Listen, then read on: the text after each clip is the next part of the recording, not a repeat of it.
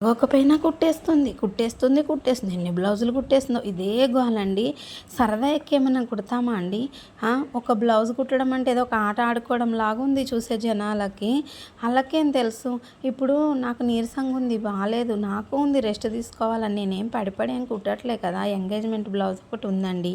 ఇప్పుడు ఈ బ్లౌజ్ టైంకి ఇయ్యకపోతే వాళ్ళకి నేను ఏం సమాధానం చెప్పాలి? నాకు బాలేదని పాపం మామూలుగా బ్లౌజెస్ అయితే వాళ్ళు కూడా ఇబ్బంది పెట్టరు. సర్లే అక్క నీకు హెల్త్ బాలేదు తర్వాత కుట్టియమంటారు ఎవరైనా సరే కస్టమర్స్. కానీ ఎంగేజ్మెంట్ ఉన్నప్పుడు మనం ఎలా ఆపుతాం చెప్పండి? వాళ్ళు అక్కడ ఏం సమాధానం చెప్తారు? వర్క్ ఏపించాను, బ్లౌజ్ కుట్టే టైంకి నాకు హెల్త్ బాలేదు, కానీ కుట్టి ఇవ్వాలి కదా నిదానంగానో. నేనే కాదు ఏ టైలర్ అయినా సరే ఓపిక లేకపోయినా పడుతూ లేస్తూనే ఎలాగోలాగా ఆ టైంకి అయితే ఇలాంటి బ్లౌజెస్ పెళ్ళివి ఎంగేజ్మెంట్ ఎవ్వరు ఆపరండి.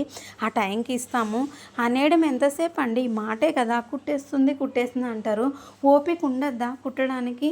రెస్ట్ తీసుకోవాలని నాకు కూడా ఉంటుంది. కాకపోతే పరిస్థితులు ఇప్పుడు పండుకొని దర్జాగా కూర్చుంటే నాకు ఏం ఆలోచనలు వస్తాయి? నెల వచ్చేసరికి కట్టాలి, ఇవన్నీ ఆలోచనలు మైండ్లో తిరుగుతూ ఉంటాయి.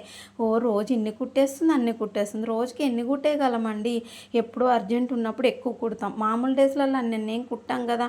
అది కూడా వాళ్ళు అనుకున్నంత సింపుల్ ఏం కాదు. మనుషులమండి, ఎంత ఓపిక అన్నది పోతుంది. మిషన్ పైకి కనిపించేంత ఓపిక ఉండదు. ఎంత నీరసం అవుతుంది. సాయంత్రం అయ్యేసరికి నడుములు నొప్పి, కడుపులు నొప్పి, మెడ నొప్పి, ఇన్ని పడుతూ కూడా ఎందుకు కుడతామో తెలుసా? కుటుంబం కోసం.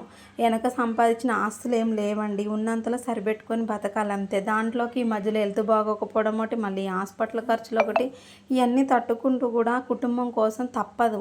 అలాంటి వాళ్ళని చూసి ఊకే కుట్టేస్తుంది సంపాదించేస్తుందని కాదు, మేము వెనకేసుకోవడానికి అక్కడ ఏం లేదు. నెల వచ్చేసరికి ఖర్చులకే సరిపోతున్నాయండి. ఎందుకట్లా?